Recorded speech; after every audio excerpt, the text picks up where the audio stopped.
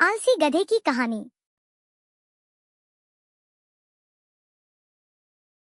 एक गांव में नमक का व्यापारी रहता था। उसके पास एक गधा था। व्यापारी रोज अपने गोदाम से दुकान तक नमक ले जाने के लिए गधे का इस्तेमाल किया करता था। वह नमक को बोरी में भरकर गधे की पीठ पर लाद देता और उसके साथ साथ चलता हुआ दुकान तक आता था। व्यापारी का गधा आलसी प्रवृत्ति का था। काम से बचने के लिए वह नित नए उपाय सोचता रहता था। गोदाम से दुकान तक के रास्ते में एक नदी पड़ती थी, जिस पर एक छोटा पुल बना हुआ है। एक दिन नदी पर बने पुल पर चलते समय अचानक गधे का पैर फिसला और वह नदी में जा गिरा। जब तक व्यापारी ने गधे को पानी से निकाला, तब तक बोरी में भरा बहुत सारा नमक घुल चुका था।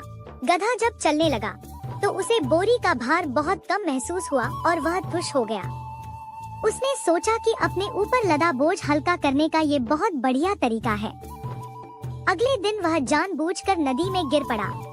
इससे बोरी का वजन फिर कम हो गया। उसके बाद से वह हर रोज ऐसा ही करने लगा। रोज रोज गधे की ये हरकत देखकर व्यापारी उसकी चालाकी समझ गया। उसने गधे को सबक सिखाने का फैसला कर लिया और अगले दिन बोरी में नमक के स्थान पर रुई भरकर गधे की पीठ पर लाद दिया। रुई हल्की थी।